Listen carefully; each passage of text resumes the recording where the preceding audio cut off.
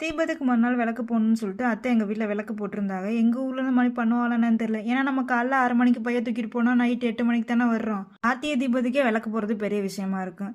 சாயந்தரம் விளக்கு போட்டு எல்லாரும் அந்த விளக்கு மூணு கருகுன வாடை அடிக்கும். அதை மோப்பம் பிடிச்சிக்கிட்டே வீட்டுக்கு வர்ற மாதிரி தான் இருக்கும். ஏதோ இந்த வருஷம் குடும்ப பெண் ஆயிட்டமேன்னு சொல்லிட்டு எப்படியாச்சும் விளக்கு கொளுத்தணும்னு சொல்லிட்டு பர்மிஷன் கேட்டு தான் நேற்று வந்து விளக்கு கொளுத்துனேன்.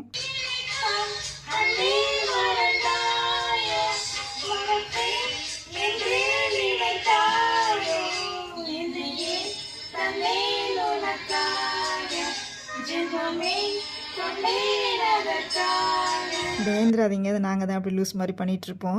நைட் சாப்பாடு காடை முட்டை குருமா தான் வச்சுருந்தேன். என்னடா காடை முட்டையிலே பண்ணுறேன்னு நினைக்காதையே, ஏற்கனவே வாங்கின காடை முட்டை கொஞ்சம் மிச்சம் இருந்துச்சு. இன்றைக்கி எதார்த்தமே வீட்டுக்காரு என்னம்மா காடை முட்டையை சாமி கும்பிடப்படியான்னு கேட்டார்.